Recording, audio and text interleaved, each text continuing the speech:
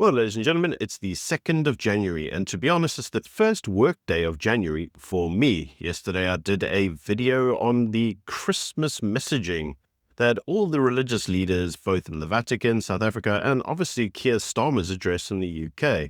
And I dissected that to show you just how useless their messaging was.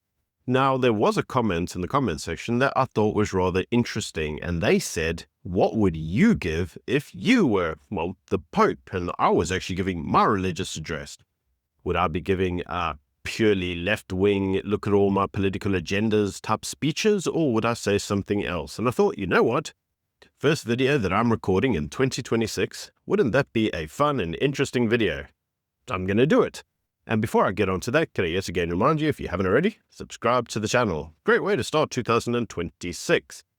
So, if I was Pope, what would my address have been? Well, I would have reminded you that Christianity is fundamentally different from Islam.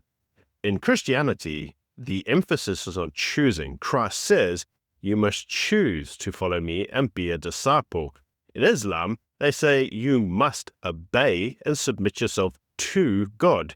There's a fundamental difference. One has a choice, the other one doesn't. And so I would remind you that you have a choice to follow Christianity and the Christian religion that the West has given you, or to follow something else. But if you choose to follow something else, you have to understand that your choice may ultimately be, especially if it's a choice to follow nothing, that ultimately another will come and force their beliefs on you. So it's really important to have beliefs of your own, to choose to have beliefs of your own. I would then remind you that Christmas and Easter are possibly polar sides of the coin. Which is more important, the redemptive message of Christ or the birth of Christ, which preludes to the redemptive message? And really, you can't have a chicken without the egg. And so Christmas is fundamentally important. I would also remind you that there's lots of ideas on how the holiday itself has been ripped off from pagan origins, but that's not actually true. You see, the actual origin as to why it is the 26th of December is because effectively many individuals assumed that Christ died on the same day that he was born. And so if you take the day that he died, add 9 months, the usual time period to have a child, you land up with the 26th of December, rough maths. And that's ultimately how we landed up with Christmas being in December. Now, I would then remind you that the Christian ideal is that you need to take self-responsibility for yourself. Many individuals pray all the time for some kind of good to befall on them, as if God would put his hands out the sky and uplift you. But God doesn't do that. If you ask for God for patience, God gives you numerous examples where you could practice getting patience. If you ask God for money, God doesn't give you money. He gives you an opportunity to create money. Ultimately, the actualization of the request that you have is your own. God gives you opportunities, and God allows you to choose to imbibe those opportunities. I'll then remind you that the nuclear family is probably the most important aspect of Christian civilization. The idea that a father and mother are the most stable unit to raise children, and that the futures of tomorrow are really defined by the children that you have, and that ultimately the sanctity of life, the ability to give birth to life, is probably the most important thing that you could do. After all, the first commandment in the Bible is to go forth and multiply. The first commandment God ever gives all of humanity. And that an individual who lives their life solely for themselves without any procreation or going out and having a family, ultimately that individual will live a life less fulfilled.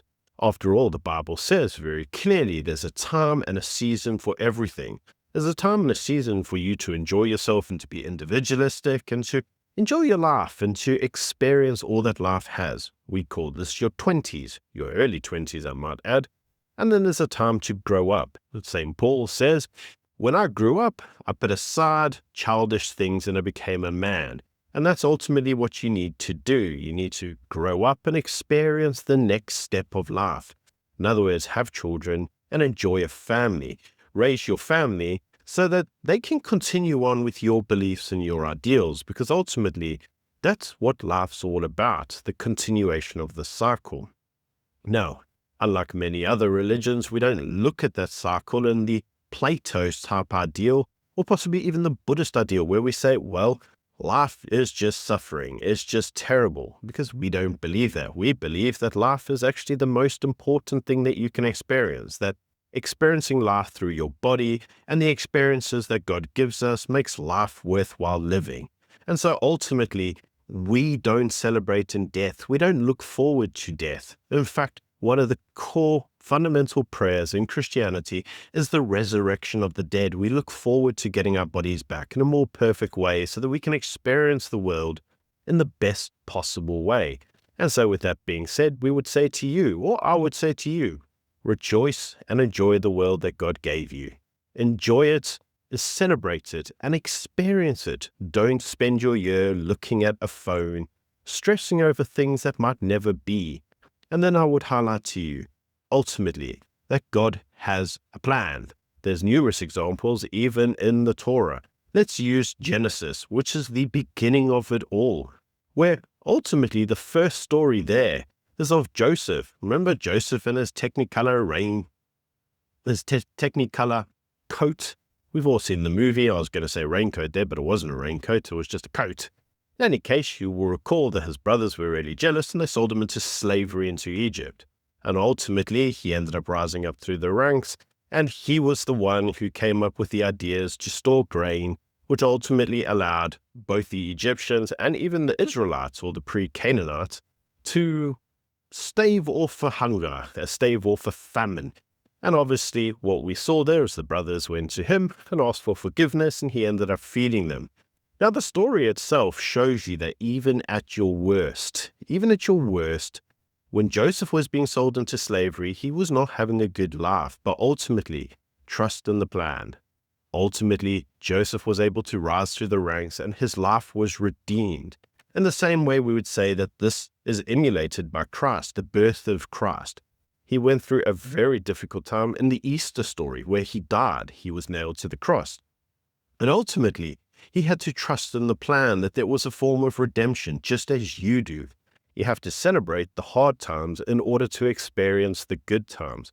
And so I would remind you that no matter how bad life gets, no matter how bad your situation is, there's a plan at the end of it. And you might not see it in the exact circumstances that you experience it, but if you live long enough, you will experience the problems and the joys that follow on from the problems that you have. Then I would probably remind you that ultimately the Christian West is the best civilization that the world has ever seen, and that it is purely thankful, or it is purely due to all of the great scholars and thought thinkers that came before. And I would remind you that the pursuit of study of Christian literature, whether it be the Bible or the literature of the saints, or even just forms of Christian philosophy, or even political ideas from the Christian thinkers, are the bedrock of the civilization that we so enjoy. And so I would probably encourage you over the year to come to read forms of Christian literature, like maybe C.S. Lewis's books on mere Christianity, and how I would encourage you to share those with your friends and do the exact thing that Christ says: make disciples of every nation. These are the things that I would say to you if I was the Pope. I would encourage you to rejoice in the culture that you have, to be glad at the birth of Christ, to go forth and have babies, and for you to raise them in a loving, stable home. I would probably also remind you that the most important person in the Christian story is Mary. Ultimately, it's the mother of God that raises the child. In Jewish thinking, a child always traces his lineage to the mother, not the father, because you always know who your mother is, but you might not be really that sure of your dad. And obviously, this is an era where paternity tests didn't exist. So you always praise the mother, and the most important person in the household is the mother. The father is there to provide safety and stability and to feed the family, but it is the mother who raises the children, the next generation, and treats and educates everybody in the way that they want to be. It's the mother ultimately who usually in the household is the most pious. She's the one who sets the religious and cultural identity in the house. So I would encourage you all to respect your wives and to tell your wife over the Christmas period just how much you love her. That's what I would say. What I certainly wouldn't say is how wonderful all the other religions and cultures there are out there, and how their message is somehow equal to the story that Christ gave and the story that Christians give. I certainly wouldn't want to encourage you to think about foreign conflicts that have nothing to do with our way of life. I certainly wouldn't be pushing left-wing ideological ideas of equality of sexes and what. I certainly wouldn't be giving any of that dogma. Anyway, that's what I would say if I was Pope. Let me know what you think in the comment section below. Did I miss anything? Anyway, until tomorrow, bye.